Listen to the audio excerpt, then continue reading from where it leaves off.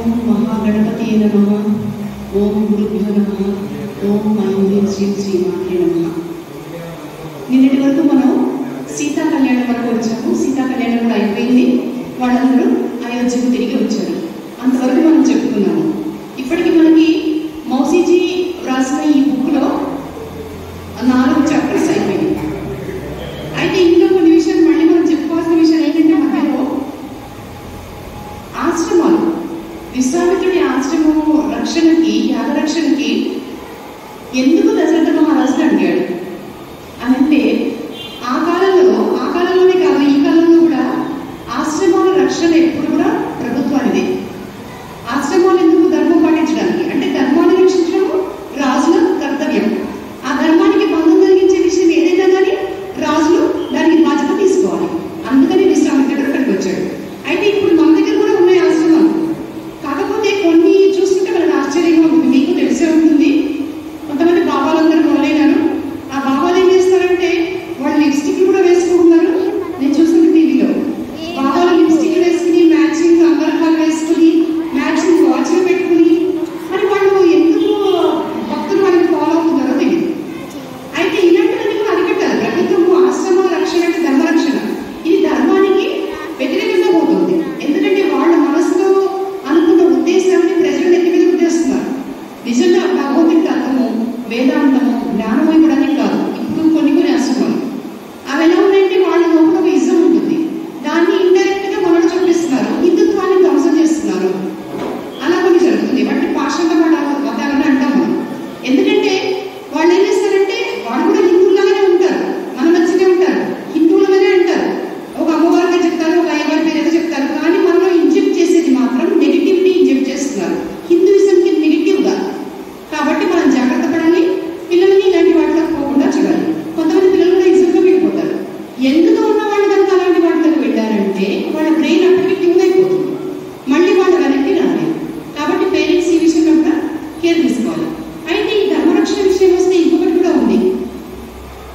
దేవతలందరినీ కూడా రాక్షసులు బాధిస్తున్న సమయంలో అదితి అంటే దేవతల తల్లి, ఆవిడేం చేస్తుందంటే కశ్యపుడిని అడిగింది, ఒక చాలా శక్తివంతుడైన పుత్రుడు కావాలి నాకు లోకాలను రక్షించడానికి. ఎందుకంటే బలిచక్రవర్తి మంచివాడే, రాక్షస జాతిలో పుట్టాడు. ఆయన స్వయంగా ప్రహ్లాదునికి మనవడు. బలిచక్రవర్తి ఆ వంశంలో పుట్టాడు. ఆయన విష్ణు భక్తుడు. అన్ని మంచి సద్గుణాలు ఉన్నాయి.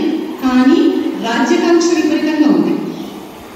అది ఎట్లా అంటే, ఇంకా ఆక్యుపై చేస్తూ పోవడం. ఒక లోకాలే. ఇప్పుడు మన బ్రిటిషర్స్ చేసిన పని అదే కదా. వాళ్ళు వచ్చి ఒక్కొక్కటి విస్తరించుకుంటూ పోయారు. వాళ్ళు అలా విస్తరించుకుంటూ రాజ్యాకాంక్షతో కొంత హింస కూడా తప్పదు. రాజ్యాలను జయించాలంటే హింస కూడా తప్పదు. ఈ విధంగా బలిచక్రవర్తి చేసేసరికి ఆవిడేం చేసిందంటే, లోకరక్షణార్థం ఒక శక్తివంతుడైన కొడుకు కావాలి అని కశ్యపుడిని వరం కోరింది. ఆయన సరైన ఇచ్చాడు. అప్పుడు ఆవిడ విష్ణుమూర్తి కోసం తపస్సు చేసి ఆయన తన కొడుకుగా రావాలని కోరుకుంది. ఆయనే వామనుడు. వామనావతారానికి ఇదే కారణం. అయితే ఈ వామనుడు ఏంటంటే 3 అడుగుల నేల అడిగాడు. అంతకుముందు రాజులు ఏం చేశారంటే, అంతకుముందు ఇంద్రుడు వాళ్ళందరూ కూడాను వాళ్ళు జయించిన ప్రతిసారి కూడా వీళ్ళని వదిలేస్తూ వచ్చారు. అట్లా ఏంటంటే, ఈ బలిచక్రవర్తి కూడా వీళ్ళందరినీ జయించిన తర్వాత అతనికి పూర్తి యథేచ్ఛగా ఉంది, పూర్తి స్వేచ్ఛ ఉంది అతనికి. అందుకని ఏంటంటే అతనికి వేరే ఆప్షన్ లేదు. ఇంకా ముందు అతను ఏం చేయదలుచుకుంటే అది చేయడమే. ఇక్కడ వామనుడు ఏం చేశాడంటే 3 అడుగుల నేల అడిగాడు. ఆ 3 అడుగులు అడిగిన తర్వాత అతనికి ఏం చెప్పారంటే, మొత్తం నీకు పాతాళలోకం నీకు ఇచ్చేసాను, నువ్వు అక్కడ ఉండి పో అని చెప్పాడు. అంటే పూర్తి స్వేచ్ఛ వదిలేపాడు. అప్పుడు మళ్ళీ ఏం చేస్తాడు, మళ్ళీ పాతాళలోకం నుంచి అక్కడి నుంచి మళ్ళీ ఇంకేదైనా కుతంత్రాలు చేస్తాడు తన రాజ్యాకాంక్ష కోసం అని చెప్పి, విష్ణుమూర్తి ఏం చేశాడంటే, అక్కడ నేనే స్వయంగా నీకు కాపలా ఉంటాను అని చెప్పేశాడు. ఆయన పొంగిపోయాడు బలిచక్రవర్తి. స్వయంగా విష్ణుమూర్తి నాకు కాపలా ఉంటానంటే ఇంకేం కావాలి? ఎందుకు కాపలా ఉంటాను అంటే, కంట్రోల్ పెట్టడానికి. అతను మళ్ళీ ఇలా చేయకుండా ఎవరిని హింస పెట్టకుండా, డబుల్ పర్పస్ అనమాట. అదే విష్ణుమాయ అంటే. సరే, ఇప్పుడు మన టాపిక్ చెప్తాం. సీతాకళ్యాణం అయిపోయింది. తర్వాత వీళ్ళందరూ అయోధ్య వచ్చేసారు. కానీ పెళ్లిలోనే ఈ భరతుడి మేనమామ వచ్చాడు. భరతుడి మేనమామ అంటే అశ్వపతి వాళ్ళ కొడుకు అనమాట. అంటే కైకకి తమ్ముడు, అన్న, సోదరుడు. ఆయన వచ్చాడు. వచ్చి భరతుడిని, శత్రుఘ్నుడిని మేము మా రాజ్యానికి తీసుకెళ్తాం, కొంతకాలం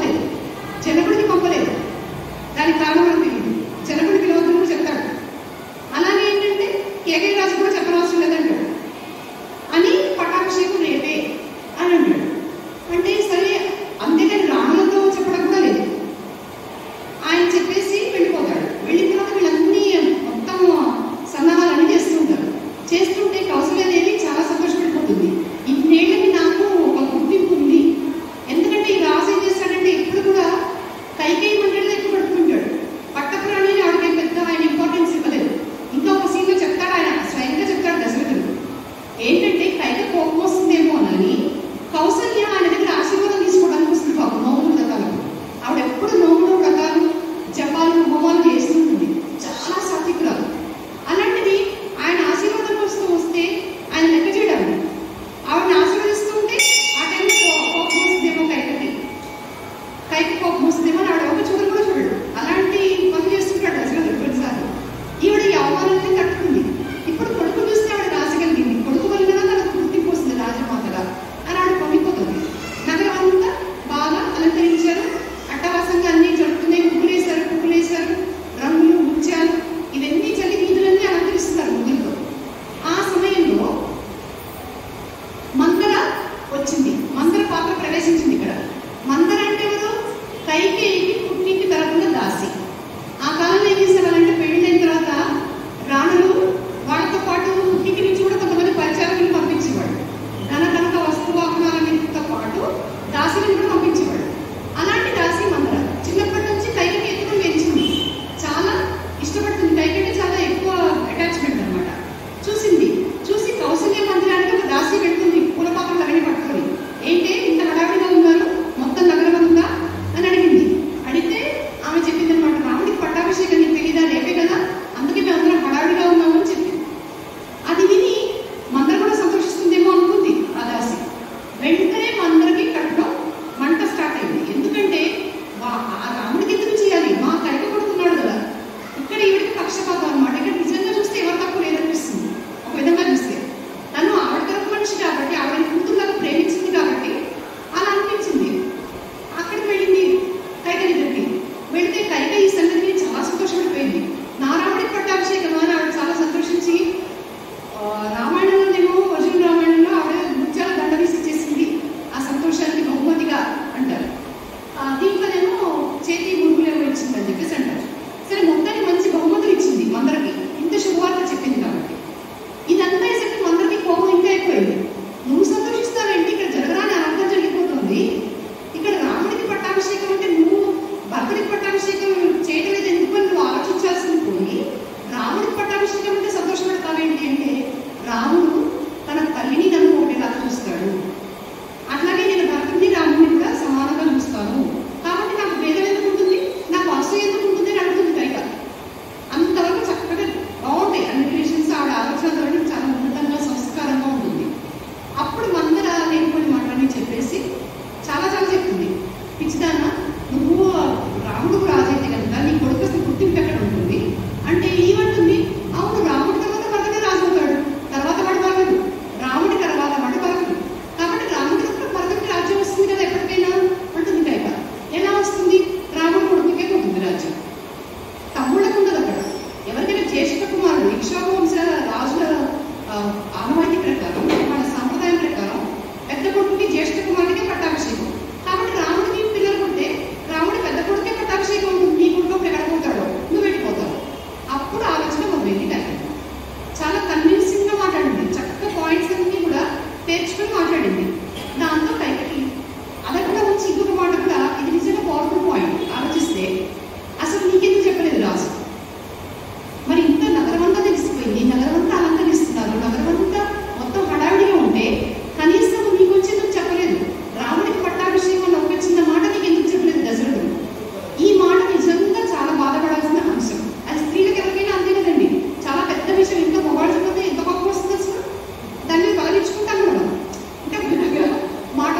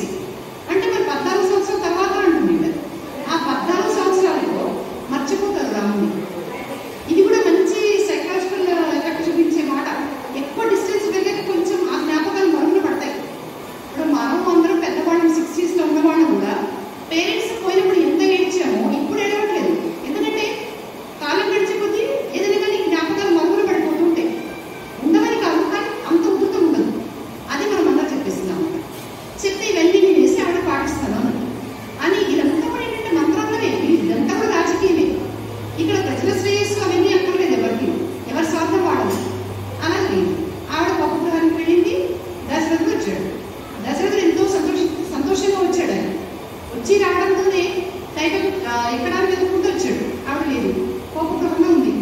ఇదేంటి అనుకుంటూ వెళ్ళి పాపం ఆశ్చర్యపోయాడు. ఇలా జరగాల్సిన సీన్ అంతా ఏంటంటే ఆవిడ చెప్పేసింది, నాకు చెప్పకుండా ఎందుకు నిర్ణయించాడు అని. అంటే వాడంటే నీకు కూడా ఇష్టమే కదా, నాకంటే ఎక్కువ రాముడు నీకే దగ్గర కాబట్టి నువ్వు సంతోషపడతావు అనుకున్నాను. నీకు రాముడు అంటే అంత ప్రేమ ఉంది, కన్న కొడుకు కంటే ఎక్కువ పెంచావు, అసలు పెంచింది కరికాడు కాబట్టి ఆయనకి విలువించడం కూడా నేర్పుతాడు.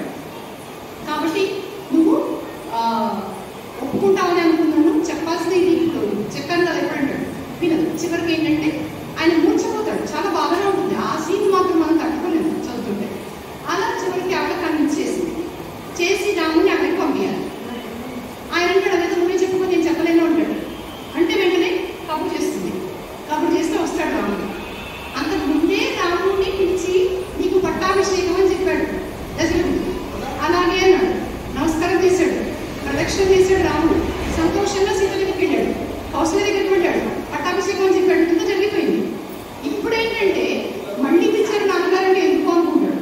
మళ్ళీ వస్తాడు.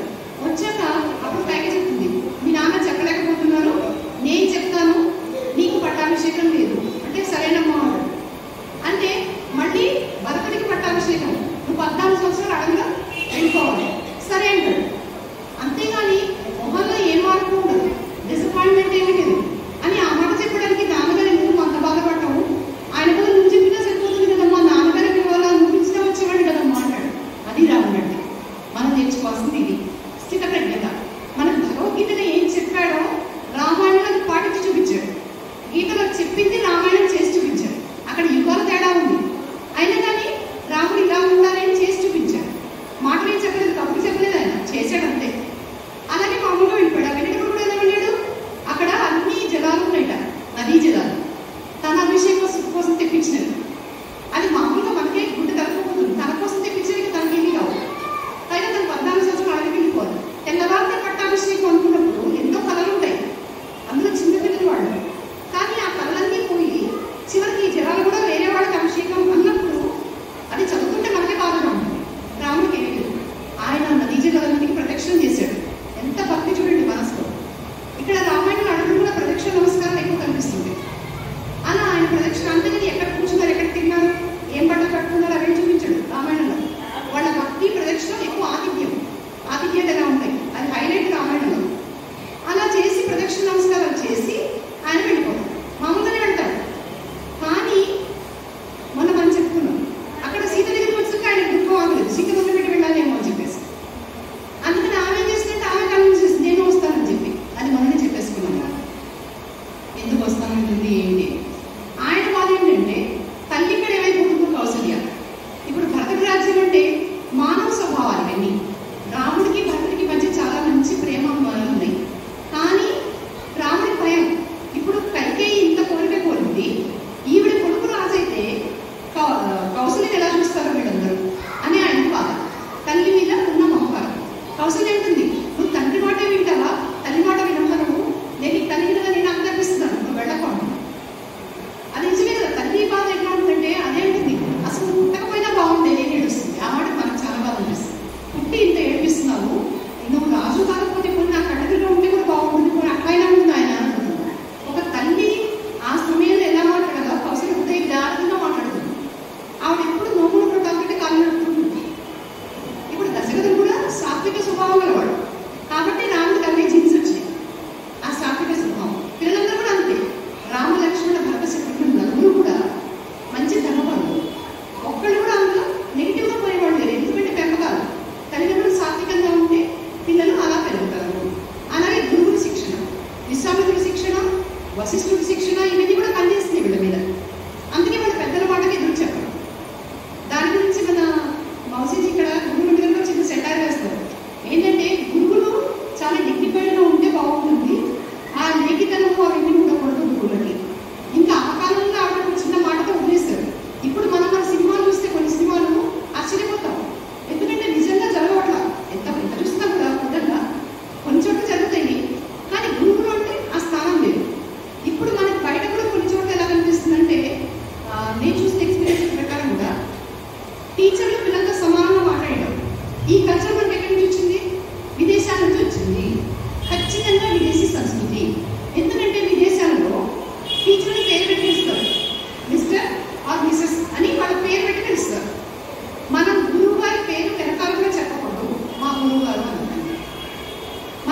పేరు కూడా చెప్పకూడదు, తల్లిదండ్రుల పేరు కూడా మనం ఉచ్చరించకూడదు. అలాంటిది వాళ్ళకవి లేదు, మనకదే వచ్చింది. ఇంకా వీళ్ళు ఏంటంటే కొంచెం ఇక్కడ పరిస్థితులు వేరే ఉన్నాయి.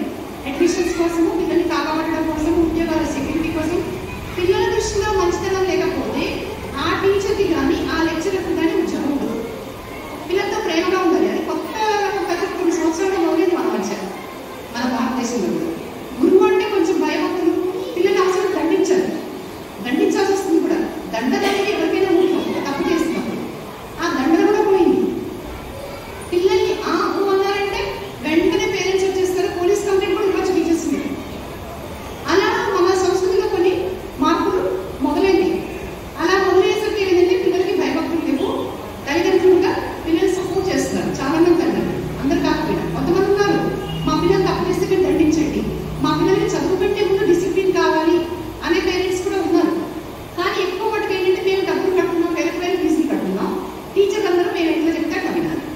అందుకని టీచర్లు ఏం చేస్తారంటే పిల్లలు తప్పు చేసినా కూడా వాళ్ళు ఏమి అనకుండా నవ్వుతూ ఉంటారు. ఆ పిల్లలు ఇంకా తప్పు చేస్తూ రాక్షసులాగా ఇల్లు నడుతుంటారు. అలా ఒక గ్యాంగ్ ఉంది, కొన్ని పర్టికులర్ స్కూల్స్ ఉన్నాయి. ఆ స్కూల్స్ వాళ్ళందరూ ఇలా రాక్షసులాగా ఆటవికులాగా బిహేవ్ చేస్తారు. సో ఇక్కడ ఏంటంటే మనకి గురువులు. ఇంకొకటి చెప్పాలంటే రాజు తప్పు చేస్తేనా మరి రాజులు ఎవరు దండిస్తారు అంటే రాజు గురువు ఉంది కదా. రామాయణ కాలంలోనే రాజు తప్పు చేస్తే కూడా దండించవచ్చు. దానికి కూడా ఒక అర్హత కలిగిన మనిషి ఉంటారు. అంటే ఎవరికైనా కానీ వాళ్ళకంటే పై వాళ్ళు ఉంటారు. ఆ గురువు కూడా ఎలాంటి వారు? బ్రహ్మర్షి వశిష్ఠులు వంటి వారు. ఇంత ప్రణాళికగా, ఇంత పద్ధతిగా మన రాజ్యాంగం ఉండేది.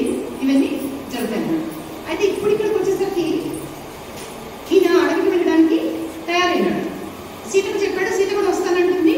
వీళ్ళు ఇలా బయటకు వచ్చి చూసరికి లక్ష్మణుడు ఉంటాడు అక్కడ. ఆయన ఏమంటాడంటే నేను కూడా వస్తున్నాను అని చెప్తాడు.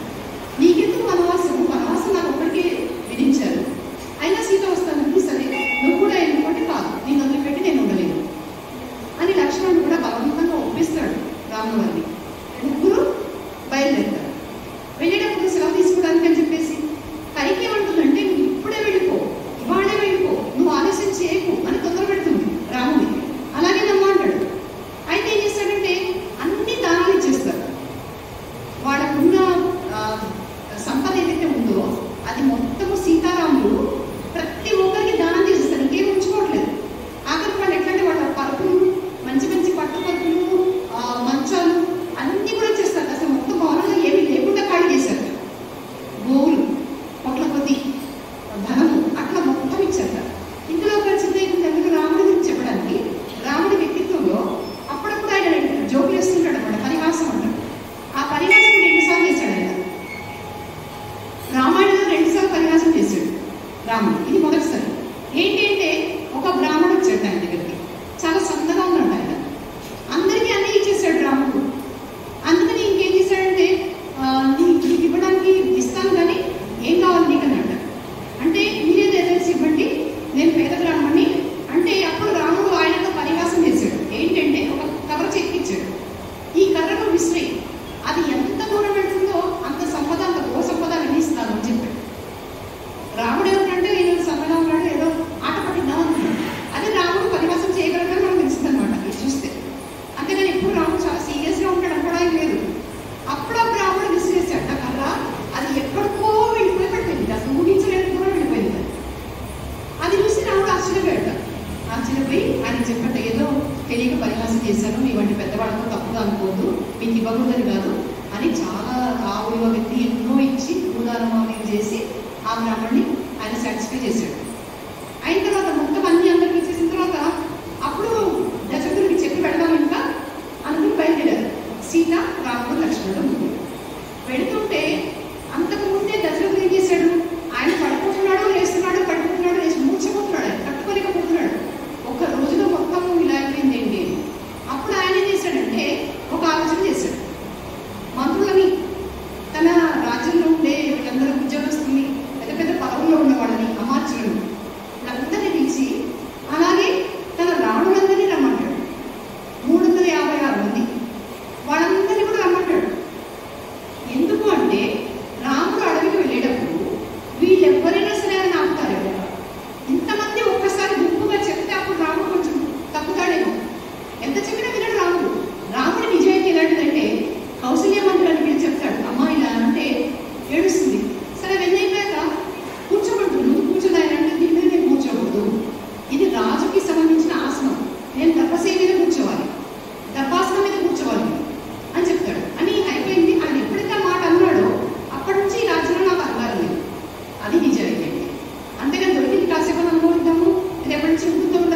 ఆ లేఖితనాలు విన్యాసం ఆయనకి తెలియదు కూడా. అవి మనం ఊహించడం కూడా అందరూ రాముని అలా ఊహించుకున్నది. అలా చేసి ఆయన అక్కడ దశరథుడు కూడా ఆయన స్ట్రాటజీ వేరే ఉంది. ఇక్కడి నుంచి ఇలాగా రాముడు చెప్పాడు, ఆయన రాముడికి ఒక సలహా ఇస్తాడు, నువ్వు తింటున్నాను, నన్ను చెల్ల వేసి నువ్వు రాజ్యం ఆక్యుపై చేసుకో, నేను సత్యం దారి తప్పాలని అనుకున్నా పర్వాలేదు, నువ్వు పెట్టిపోతే నేను భరించలేదు, అందుకని నువ్వు నన్ను ఎదిరించు, తప్పులేదు, నన్ను ఖైదులో వేయి పర్వాలేదు, నువ్వు రాజులైతే చాలు. ఇక్కడ ఇలా అన్నాడు. మరి కైకకి ఇష్టం మాట, కైకకి ఉంది అంటాడు, నువ్వు ఎందుకు ఇంత దుఃఖంగా ఉన్నావు అని అడిగితే ఆవిడ బాగా ఏడుస్తుంది చెప్పాలి ముందు. అప్పుడు ఇలా మాట అంటాడు దశరథుడు, ఏంటంటే నువ్వు నిన్ను ఎవరు తప్పించారు, ఎవరు బాధించారు చెప్పు, వాడు నాకు ఎంత ప్రియమైన వాడైనా సరే వాడిని దండిస్తాను అని మాట ఇచ్చేసాడు. అది రాముడి దగ్గర ఇక్కడ ప్రియమైన వాడు, రాముడి గురించి వచ్చింది కంప్లైంట్, ఆయన తప్పలేకపోయినా. సో అందుకని ఏమంటారంటే మౌసీజీ దశరథుడు కూడా కొంత మార్చుకోవాల్సిన అవసరం ఉంది. ఆయన డబుల్ స్టాండర్డ్స్ క్రియేట్ చేసినట్టు అనిపిస్తుంది కొన్ని విషయాల్లో. ఎందుకంటే మన అక్కడ భరతుడికి తెలియకుండా ఇక్కడ పట్టాభిషేకం చేయాలని అనుకోవడము, నిజాయితీ తక్కువ దశరథుడికి అని అనిపిస్తుంది. అయితే ఏంటంటే తండ్రిలో ఏమైతే ఉన్నాయో అవన్నీ రాముడు కాంపెన్సేట్ చేశాడు. నిజాయితీకి మాత్రమే రాముడికి 2 మాటలు తెలియదు, అది కూడా మనం విన్నాం. రాముడికి స్వయంగా చెప్తాడు, నాకు 2 మాటలు తెలియదు, ఒకటే మాట. అంటే ఒకసారి మాట ఇస్తే దాన్ని మాట మార్చడం నాకు తెలియదు, ఒకసారి మాట ఇస్తే జన్మాంతరం దాన్ని కట్టుబడి ఉంటాను. అందుకే రాముడు అంటారు చూడండి, ఒకటే మాట, ఒకటే బాణం, ఒకటే పత్రం. ఇక్కడ దశరథుడికి ఆపోజిట్ వెళ్ళిపోతున్నాడు ఆయన అన్ని విషయాలు. తర్వాత ఇంకా ఇక్కడ చాలా పెద్ద ప్రాసెస్ ఉంటుంది. కైక దగ్గరికి వస్తారు, కైక మంత్రిలో ఉంటాడు ఇంకా ఆయన మంచులో. సరే వచ్చిన తర్వాత ఆయన అప్పటికే జబ్బుపడ్డ వాళ్ళనే ఇక్కడ ఒక్క రోజులో అందరూ వచ్చారు, మంత్రులందరూ వచ్చారు. ఎంతమంది చెప్పినా కైక వినడలేదు. కైక వద్దు అంటే రాముడు ఆగిపోతాడు, ఆమె వెనక్కి తీసుకుంటే. కానీ ఇక్కడ ఎవరు వద్దుగా రాముడు ఉన్నాడు, తండ్రికి మాట ఇచ్చాను నేను పెడతాను అంతే. ఎందుకంటే నా తండ్రిని సత్యము నిలబెట్టాలి. మా నాన్న అబద్ధాలు ఆడతాడు, అసత్యవాదిని ప్రచారం కాకూడదు, మా నాన్న సత్యవాది అనే పేరు కావాలి. తల్లిదండ్రులకు పేరు ఇచ్చే కొడుకులు ఇలా ఉంటారు, కొడుకులే కాదు కొడుకులైనా తల్లిదండ్రులకు పేరు తేవాలంటే మనం నిజాయితీగా ఉంటే ఎవరి పెంపకండి అంటారు. మనకి ఇప్పుడు కూడా చూడండి, మనకి ఏదైనా మంచి మంచి క్వాలిటీస్ ఉన్నాయి లేదా ఎక్కడైనా మంచి పేరు వచ్చిందంటే మన పెంపకండి అంటారు. ఎంత వయసు వచ్చినా కానీ అది పేరెంట్స్కే పోతుంది క్రెడిట్. కాబట్టి ఎవరైనా కానీ ఆడపిల్లలు కూడా అదే 2 నిమిషాలకి పేరు తెస్తుందంటారు. మగపిల్లాడు తన వంశాన్ని తెచ్చుకుంటాడు, ఆడపిల్ల 2 నిమిషాలకి తెస్తుంది. కాబట్టి ఆడపిల్లలు కూడా గొప్పవాళ్ళే పేరు తేవడంలో. అలా ఆయన తర్వాత ఎంత చెప్పినా వినకపోతే అప్పుడు కైక వినదు, ఎవరు చెప్పినా వినదు. అప్పుడు సుమంతుడు మంత్రి ఆయన మొదలు పెట్టాడు. సూతుడు అని అంటారు, ఒక చోట సూతుడు అంటారు, ఒక చోట మంత్రి అని అంటారు. అయితే సుమంతుడు బాగా నోటికి వచ్చిన మాటలని అనేస్తాడు కైకని. కైకకు ఎలాంటిదని అంటే ఆడపిల్లలకి తల్లి పోలికి వస్తుంది కదా, మగపిల్లలకి తండ్రి పోలికి వస్తుంది. పెంపకంలో ఆ ప్రభావం ఉంటుంది. ఆడపిల్లలకి తల్లి ప్రభావం ఉంటుంది, మగపిల్లలకి తండ్రి ప్రభావం ఉంటుంది. నీ తల్లి పరమరాక్షసి దయ్యాడి తప్ప, మీ నాన్న రాజరంభాన్ని పెట్టింది, నీకు అదే పోలికి వచ్చింది. ఎందుకంటే ఆడేసింట ఈ కైక వాళ్ళ నాన్నకి జంతువులు ఇంకా వేరే ఇక్కడ ప్రాణులు కీటకాలు అవి మాట్లాడుకునే భాష తెలుస్తారు. ఆయన వేరే ప్రాణులు మాట్లాడుకునే భాష అని తెలుస్తారు. ఒకసారి 2 చీమలు మాట్లాడుకుంటున్నాయి, ఆయన నా ఉంచుకుని నవ్వేశాడు. అప్పుడు కైక వాళ్ళ అమ్మ అడిగిందిట, నువ్వెందుకు నవ్వుతున్నావు, నన్ను చూసి నవ్వుతున్నావు అంటే నువ్వు చూసి కాదు, అక్కడ ఏదో జరిగిందంటే ఏం జరిగింది చెప్పాడు. అలా చెప్తే ఆయన ప్రాణాపాయం శాపం ఉంది. ఆయనకి ఎలా అయితే ప్రాణుల భాష తెలుసో ఆ వరం ఎలా వచ్చిందో దాంట్లో ఒక శాపం కూడా ఉంది. అది ఎవరికైనా చెప్తే చనిపోతాడు. ఆవిడే నేను చనిపోతాను అని చెప్పకూడదు అంటాడు, అయినా పర్లేదు చెప్పమంటాడు. ఆవిడకి అంత పంపం. అప్పుడు రాజకీయ మీద వెళ్తుంటే చెప్పక్కర్లేదు, ఆవిడ ఏమైనా చేసుకోమని చెప్తాడు. అంత పట్టుకున్న మనిషి ఆవిడ. నీకు అదే పోలికి వచ్చింది, నువ్వు నీ భర్త సుఖం కోరట్లేదు, మీ అమ్మ కూడా భర్త సుఖం కోరలేదు, భర్త చనిపోతాడని తెలిస్తే ఆవిడ అలా తెగించింది. నువ్వు అంతే. ఇప్పుడు రాముడు వెళ్ళిపోతే దశరథుడు బతకడు అని తెలిసి కూడా నువ్వు ఇంట్లో హింసకు పాల్పడుతున్నావు కైక అని తిట్టాడు ఆయన. అంటే ఇక్కడ ఇంకోటి గమనించండి, అప్పట్లో వీళ్ళు బయటి వాళ్ళు, వీళ్ళు మంత్రులు, వీళ్ళు ఉద్యోగస్తులు అనేది లేదు, అందరూ ఒకటే కుటుంబం. అందుకని ఒక రాణిని తిట్టే అధికారం ఒక ఉద్యోగికి ఉంది అక్కడ. ఆవిడ రాణి, ఆయన కూడా సూర్యుడు, ఆయన తిట్టాడు ఆవిడ. అయినా ఎవరేమనలేదు, నిజమే కదా. ఎంత పురుషులు చెప్తారు అక్కడ, వాళ్ళ పురోహితులు చెప్తారు, ఎవరు చెప్పినా వినదు. సరే వెళ్ళిపోతారు. అప్పుడు రాముడు నారజీ నీ బ్రహ్మని అడుగుతాడు, ఇస్తారు. ఇచ్చిన తర్వాత సీతకు మాత్రం ఒకటే చెప్తాడు దశరథుడు. సీతకి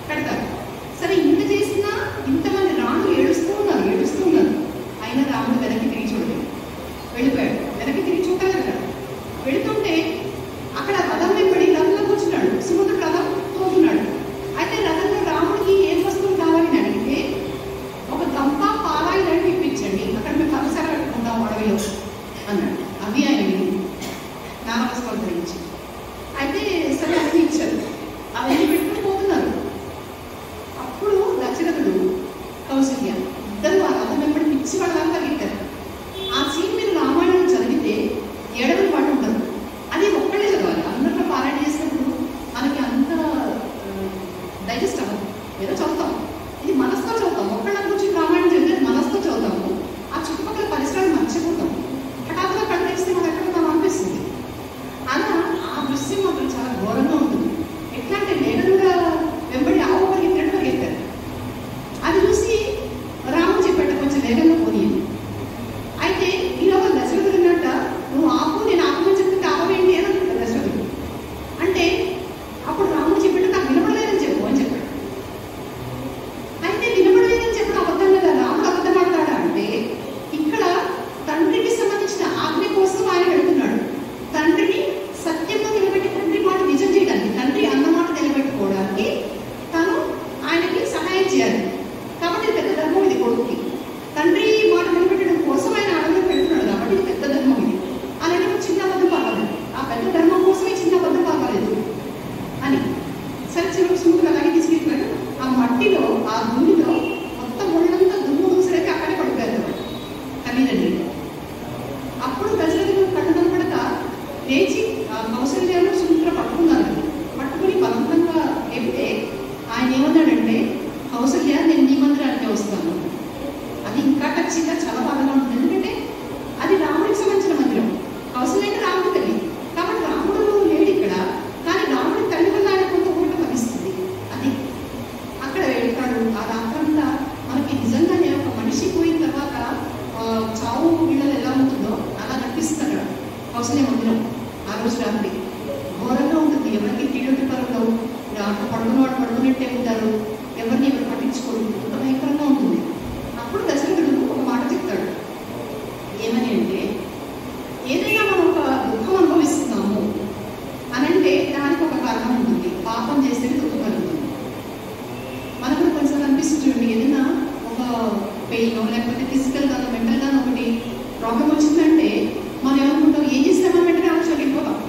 ఎందుకంటే నిజంగా దేవుడి నమ్మే వాళ్ళందరికీ ఉంటుంది ఆలోచన. కొంతమంది పరిచయిస్తూ నాకు చక్కగా ఇలాగే మాట్లాడతారు. ఎందుకంటే వాళ్ళు దేవుడిని నమ్ముతారు కాబట్టి నాకెందుకు ఇట్లా అయింది, నాకే కావాలా ఇట్లా అనరు. నేనేం చేశాను, నేను ఎవరికీ ఉపచారం చేశాను, నేను కింద పడ్డాను అంటే నేను ఎవరైనా పడేసానా, ఎందుకు మొక్కలు నొప్పి అని అనుకుంటాను. వెంటనే రిలీజ్ అయిన తర్వాత ఈ పెయిన్ పోతుంది. మనకి ఆ పెయిన్ మన మైండ్ పట్టదు. మనం చేస్తే మనం రీకలెక్ట్ చేసుకుంటాం. ఆ బిజీలో ఈ పథకండి అది నెక్స్ట్ టైం చేయకూడదు.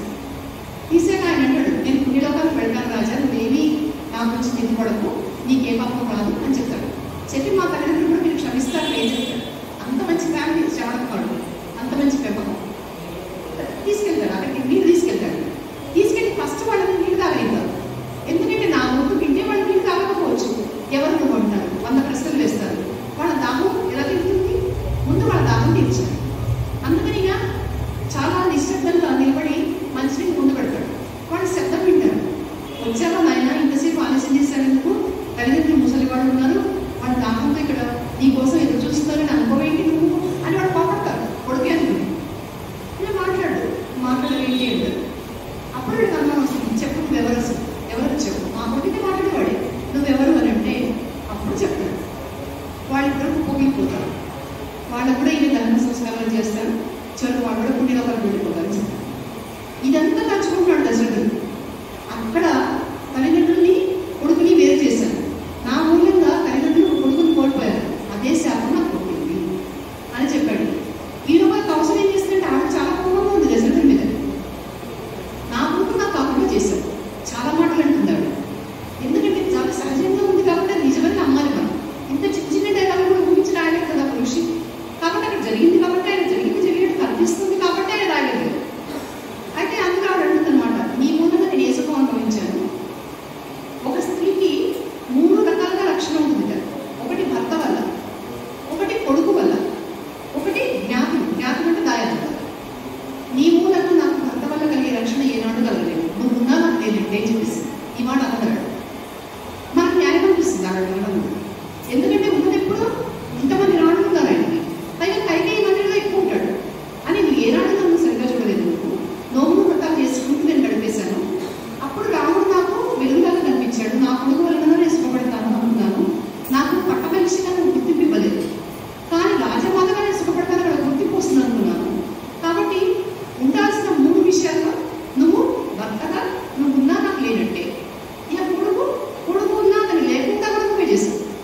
2 ఆశ్రయాలు పోగొట్టుకున్నాను. ఇక 3వ ఆశ్రయం ఏంటంటే జ్ఞాతులు అంటే దాయాలు. లక్ష్మణుడు అలాంటి వాడు నాకు, ఎందుకంటే అంత బాగా చూస్తాడు. ఇప్పుడు ఏంటంటే ఒక రక్షణ పోగొట్టుకున్న స్త్రీ ఒక ఆశ్రయంలోకి రావాలనుకున్న స్త్రీకి ఇద్దరి రక్షణ లేకపోతే, భర్త రక్షణ కొడుకు రక్షణ లేనప్పుడు దాయాలను చూడాలి. ఆ దాయాలను కూడా ఎలాంటి వాడు చూడాలి, ఆవిడ నిజంగా గట్టిగా వాళ్ళు ఆశ్రయించి ఆవిడ రక్షించే విధంగా ఉండేవాడు చూడాలి. అలాంటి వాడు లక్ష్మణుడు ఒకడే, అంత సమర్థుడు లక్ష్మణుడు ఒకడే. అతన్ని కూడా ఇక్కడ చేశాడు. అతను కూడా నీ మూలంగా రాముడితో పాటు వెళ్ళిపోయాడు, రాముడు వెళ్తున్నాడు కాబట్టి అతను వెళ్ళిపోయాడు, దీనికి అంతటి కారణం నువ్వే అని ఆవిడ గట్టిగా అంటుంది. ఆయన పాపం అతని ముందే కైక పాదాలు పట్టుకుంటాడు. ఎందుకంటే నీ పాదాలు పట్టుకుంటాను, నువ్వు రాముడిని ఉన్నది, ఇప్పుడు రాముడిని వెళ్ళమనుకోండి. ఆవిడ వెళ్ళారు. ఇప్పుడు కౌశల్య దండం పెట్టాడు. దండం పెట్టి క్షమించి కౌశల్య అని అంటే అప్పుడు ఆవిడ చాలా బాధపడుతుంది. ఇక్కడ బాగుంది ఇక్కడ కౌశల్య పాత్ర. ఎందుకంటే ఆవిడ ఆ భరించలేని బాధతో అందిస్తుంది, కానీ ఆవిడ భర్త అంటే గౌరవం ఉంది, ప్రేమ ఉంది. ఆవిడ వెంటనే ఆయన పాదాలకి నమస్కారం చేస్తుంది. నేను సహజంగా ఒక మాతృమూర్తికి ఉండే దీని ప్రకారం అన్నాను, బిడ్డ మీద మమకారంతో అన్నాను, నీ మీద అగౌరవం కాదు, నీ దుఃఖం నేను కాబట్టి ఎవరు చేసుకుంటారు అంటే ఆ ఇద్దరు వేదన చూడండి ఎంత ఖచ్చితంగా ఉంటుందంటే ఇద్దరు ఏడుస్తూనే ఉంటారు. సరే ఆ ఏడుపులో అంత దుఃఖంలో వాళ్ళు అట్లా 5 రోజులు గడుస్తాయి. 5 రోజులు 6వ రోజు రాత్రి పడుకున్నవాడు లేవడింది దశరథుడు, అయిపోయింది. ఆ దుఃఖంతోనే చనిపోయాడు. రామ అంటే చనిపోయాడు. వీళ్ళందరూ లేచి చూస్తే ఇంకా లేవలేదు, లేకపోతే ఇది సరే. అప్పుడు భరతుడి తప్పు చేస్తాడు. భరతుడి కూడా ఉన్నమాట చెప్పద్దు, చెప్తే అతను చాలా బాధపడతాడు, అందుకని చెప్పేసి ఉన్నమాట ఉన్నట్టు తీసుకురండి అంటే భరతుడికి అప్పటికే చెడ్డకళలు వస్తాయి. మా తండ్రి గారికి ఏమన్నా ఏమో నాకు చెడ్డకళలు వస్తాయి, మేము వెళ్ళిపోతాం ఇంకా చెప్పేసి వాళ్ళ మేనమ్మ అడుగుతాడు. అప్పటికి వాళ్ళు పెళ్ళి 12 సంవత్సరాలు. సీతారాముడు అయోధ్యలో కలిసిందని 12 సంవత్సరాలు. తర్వాత వీళ్ళు అరణ్యవాసం. ఇప్పుడు భరతుడు శత్రుఘ్నుడు వచ్చారు. వచ్చిన తర్వాత ఈ లోపల ఏమైందంటే దశరథుడి శరీరాన్ని తైలాలలో ఉంచారు. అంటే అప్పుడు మనకి ఇప్పుడు ఇలా ఫ్రిడ్జ్లలో వంట పెట్టేస్తారు, అలా తైల ద్రోణి అని చెప్పారు, అంటే నూనె వాటిలో ఉన్నాయి అనమాట. అందులో పెట్టి ఉంచారు చెడిపోకుండా. ఇక్కడ రాముడు ఏం చేశాడు, సుమంతుడిని తీసుకుని చాలా జోరుగా వెళ్ళిపోతున్నారు. ఇక్కడ మనం గమనించాల్సిన విషయం, ఒక మంత్రులు వాళ్ళే కాదు, అయోధ్య మొత్తం ఆయనతో పాటు వెళ్ళిపోతుంది. వాళ్ళందరికీ ఏంటంటే చాలా కోపంగా ఉంది కైక మీద. రాముడు లేకపోతే మనం మాత్రం ఎందుకు ఇక్కడ, మనం కూడా రాముడితో అందరూ వెళ్ళిపోతున్నారు. రాముడితో ఎంత భావించినా వెళ్ళలేదు, పోతున్నారు. అలాగే అందరూ వెళ్ళారు. వెళ్ళి రాజ్యం దాటారు, అడవుల్లో ప్రవేశించారు. అక్కడ శృంగి వేరపురం, అక్కడ గుహుడు దశరథి స్నేహితుడు అని ఒక చోట ఇచ్చాడు, రాముడి స్నేహితుడు అని ఒక చోట ఇచ్చాడు. రాముడికి గుహుడికి ఎలా స్నేహం ఏర్పడింది అనేది రామాయణంలో ఎక్కడ ప్రస్తావించలేదు. అంటే మన కథ జరుగుతున్నంతసేపు ఏం కనిపిస్తే అందుకొడికి చెప్పారు వారికి. అయితే ఇక్కడ గుహుడు ఆతిథ్యం ఇచ్చాడు. ఆయన అంటాడు, ఇదంతా నీ రాజ్యం కదా, నువ్వే రాజుగా ఉండు, మేమందరం నీకు సేవ చేస్తాము అంటే ఆయన అంటాడు, నాకు వనవాసం మా నాన్న విధించారు, ఆయన చెప్పింది నేను పాటించడం తప్పదు, అంతేకాని నాకు రాజ్యం ఉంది ఏముందంటాడు.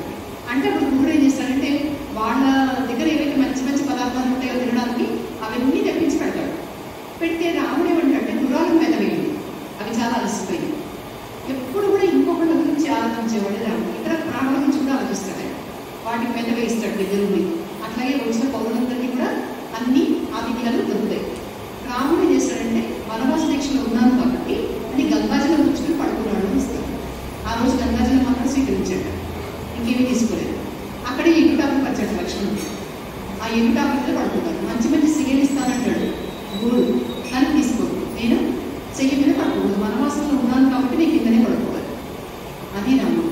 ఇక్కడ అయిన తర్వాత అప్పుడు రాముడు ఏం చెప్తాడంటే అందరూ పడుకున్న తర్వాత సుమంత్రుడికి చెప్తాడు, నువ్వు తెల్లవారేసరికి మా వీళ్ళందరూ లేచేలోపు మమ్మల్ని తీసుకెళ్ళి ఎలా అంటే అయోధ్య కొంచెం దూరం రథం నడిపించింది.